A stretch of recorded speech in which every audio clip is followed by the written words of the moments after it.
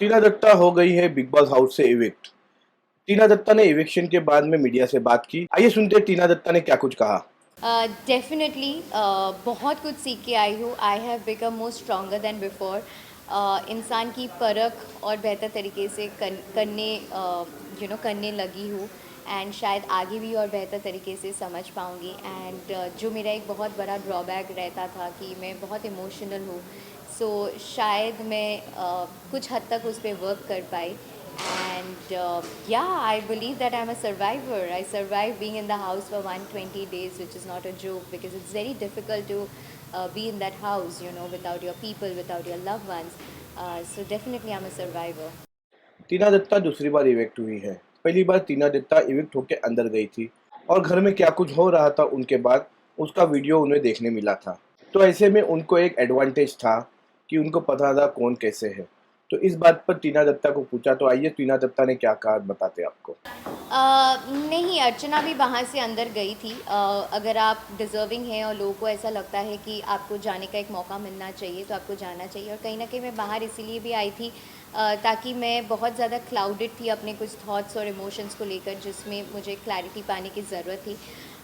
Yes, मैं miss perfect हूँ नहीं, हम में से कोई भी परफेक्ट नहीं है जो जीवन में गलतियाँ नहीं करते हैं। मैंने भी काफ़ी सारे मिस्टेक्स की है, गलतियाँ की है, जिसके ऊपर मैंने वर्क करने की भी कोशिश की, अपने मिस्टेक्स को एक्सेप्ट किया और अपने गलतियों को सुधारने की भी कोशिश की। टीना दत्ता ने यह भी बताया कि उनके घर से इविक्ट होने के बाद में उनको क्या रिस्पॉन्स मिला है पब्लिक की तरफ से।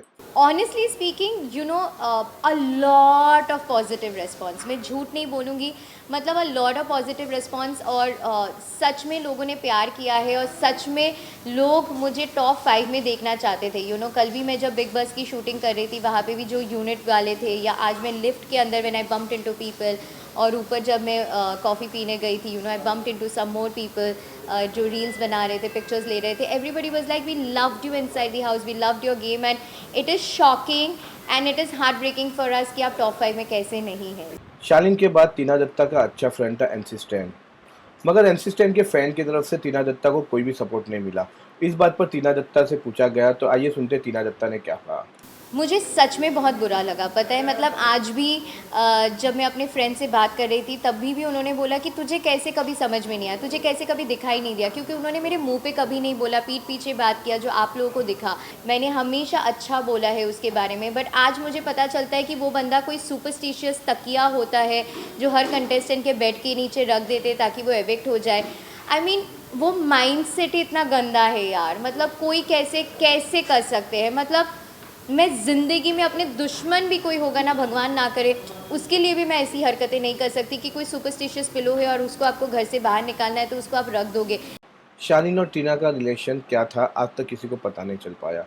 वो अच्छे दोस्त थे या उनमें कुछ था।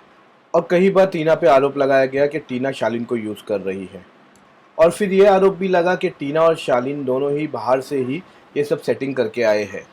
जब टीना से उनके और शालीन के रिलेशन के बारे में पूछा गया, तो आइए सुनते हैं टीना ने क्या कहा। सो मैं उनको डेफिनेटली बाहर से नहीं जानती थी। मेरी उनकी मुलाकात घर के अंदर ही हुई है। एंड हम दोनों दोस्त बने, एक दूसरे को जानने लगे, पहचानने लगे। और फर्स्ट इंटरेक्शन में everybody puts their best foot forward, चाहे आप हैं, मैं हूँ, हर कोई है।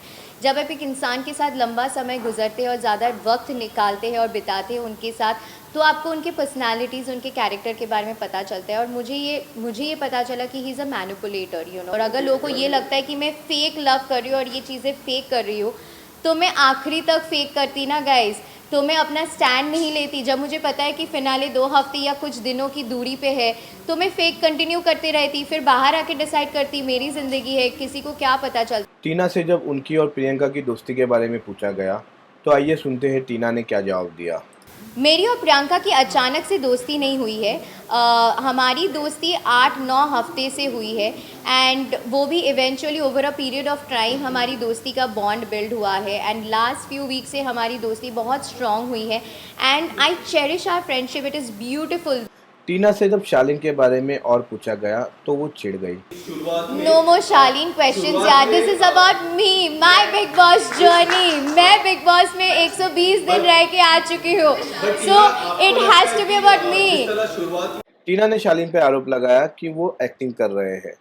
और उन्होंने ये भी कहा कि वो एक्टिंग कर रहे हैं और ये सबको दिख रहा है। See, आप लोगों को सबको दिख रहा है क्या सच्चाई है क्या झूठ है, आप लोगों को दिख रहा है कि कौन एक्टिंग कर रहे हैं। And it is a blessing कि मैं अपना स्टैंड ले पाई, और आप लोगों को भी बहुत सारी चीज़ें देखने को मिला कि कौन बार बार लोगों के पास जाके किसकी बारे में बातें कर रहे हैं ऑन अ लूप, कौन एक्टिंग कर रहे हैं। So I think is a better actor than a person, you know. So yeah I mean बहुत कुछ आप लोगों को देखने को मिला, एंड अभी भी वो घर के अंदर है, सो बहुत कुछ आप लोगों को आगे भी देखने को मिलेगा।